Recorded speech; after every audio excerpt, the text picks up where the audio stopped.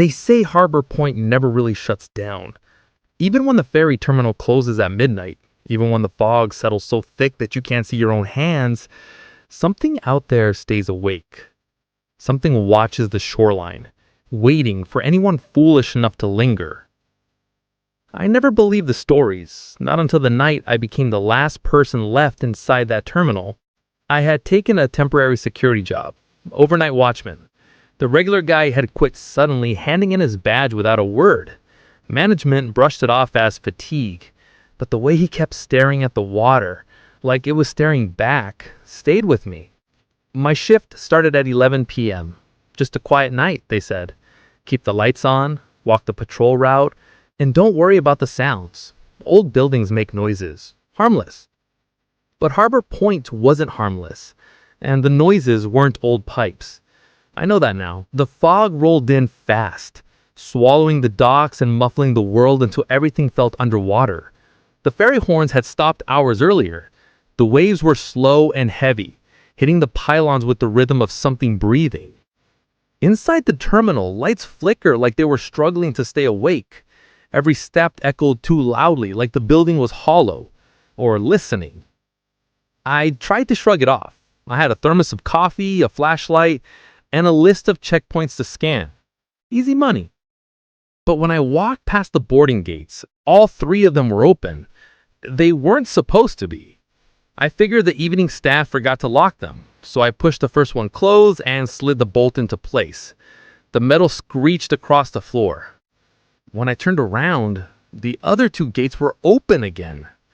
I felt a pressure behind my eyes, like my brain had just fallen one step behind my body. I pulled the gates shut again, this time shaking them to make sure they were locked. I took only 2 steps, and all 3 gates slammed open at once. Not swung, not drifted, slid open, synchronized, as though something unseen was pulling them from the other side. A cold draft swept through the hallway, carrying with it a smell like wet stone and something older. I backed away and radioed dispatch. Static. Not words, not interference, just a deep groaning rumble that didn't sound like it came from any speaker. I decided to keep patrolling. If I stayed in that hallway any longer, I knew I'd run. The maintenance corridor was next. Narrow, damp. I shone my flashlight along the pipes overhead. Drops of water fell, echoing like footsteps behind me. Halfway through the corridor, someone whispered. At first I thought it was just the building settling, but this was too close, too human. Don't look behind you. My skin tightened, my throat closed. My instinct screamed at me to ignore it. Keep walking. But the whisper came again, this time deeper, right beside my ear. Keep going. I bolted. My boots slammed against the concrete as the corridor stretched longer and longer, as if running away was pulling the hallway with me. When I burst through the exit door, the slam echoed like a gunshot. I leaned against the wall, gasping, telling myself exhaustion was messing with me. That's when I heard something drip. Not water. It was thicker. When I raised my flashlight, black droplets dotted the wall in front of me, slowly forming letters. Don't leave. I stumbled back. My flashlight flickered, and for a moment between one blink and the next, there was someone standing at the far end of the hall. Bare feet, wet clothes clinging to skin, face tilted down, hair hanging over the eyes. They didn't move, but the water beneath their feet rippled outward, toward me. I ran again. By the time I reached the atrium, the fog outside was pressed against the glass like a living thing.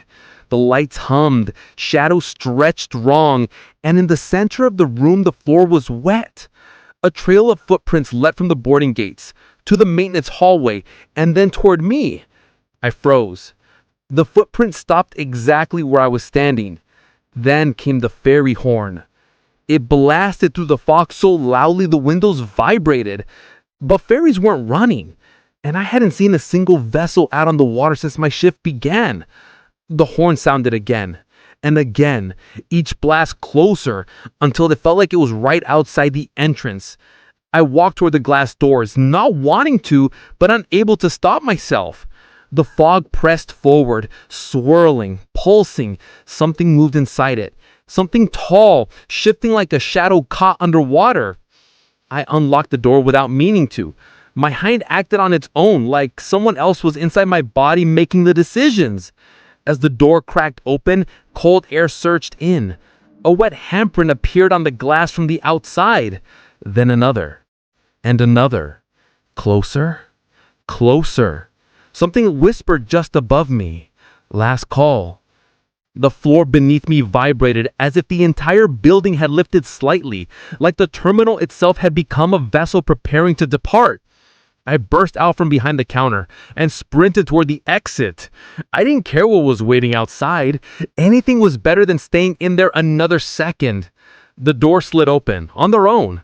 The fog swallowed me. I ran blindly until I felt concrete under my knees. When I looked back, Harbor Point was gone. Not closed, not hidden by fog. Gone. Nothing but water where the terminal had been.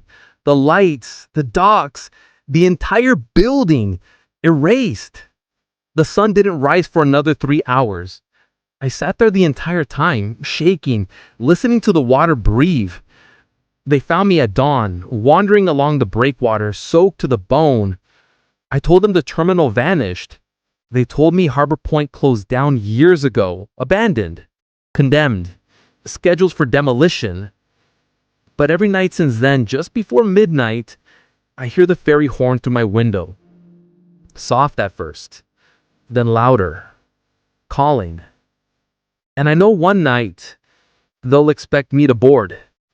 And on that night, I won't be fast enough to run.